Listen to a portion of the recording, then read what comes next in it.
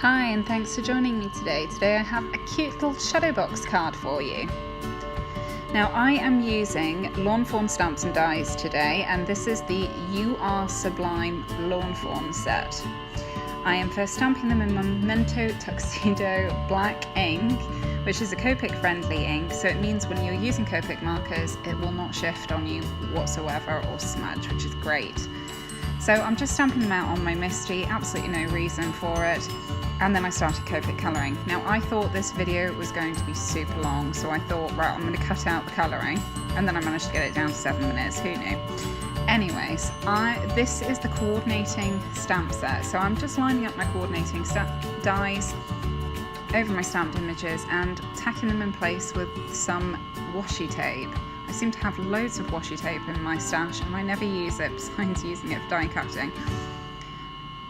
So here are all my images. I've run them through my die cut machine, and now we're moving on to making the box part of the card. Now you have this die. This is the very important die for making the box, and this is the window that you use for it. So you line up the box and place in a window. Now you need to make 2 of the boxes and only 1 with a window cut out in it. Lawn Fawn provide 3 different shapes of window. So you've got this lovely oval one and this smaller rectangle here, but today I'm using the larger of the 3. So I'm just lining it up, die cutting it out, and I die cut out a second one while I was at it. Now you end up with these tabs and everything on it is pre-scored for you. That's what the die does. So I'm just folding down my score lines and running a bone folder on them to make sure they get a nice crisp score. Now this is what a box is eventually going to look like when it's done. Lawn Fawn make loads of different dies that you can all add on to dies that you already have. So here's the theatre one that I've done before, and this is the one that I'm using today. I believe it's Under the Sea. I'll double check it and put it in my blog. Anyway, so using the pieces out of that die set, this is actually a frame that you can use on the front of the card, but I like using it as a background piece to make it a bit different. So I die cut out all the pieces and couldn't find my grey cardstock. I'm not quite sure where I've put it. So I decided to colour in my whale using my Copics. And once I'd finished colouring that in, I then adhered it onto that blue panel along with the water that it blows out and the seaweed using my tape runner.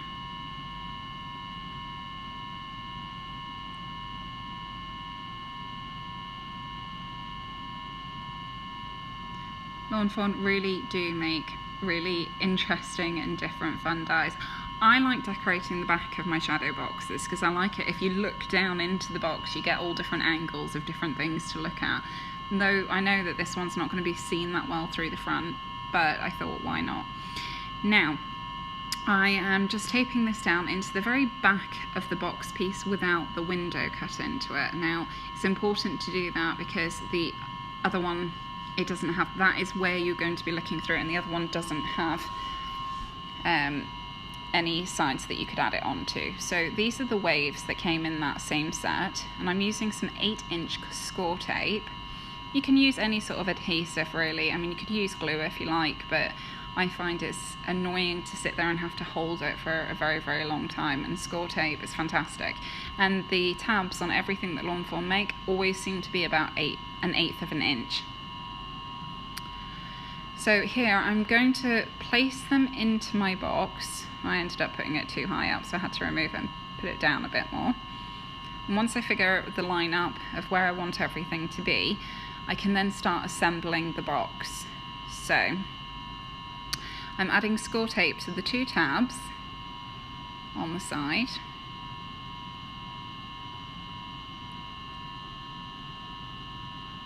And then I am taking the tab where I've already put the waves in, removing the backing tape from that and just sticking that down on the front.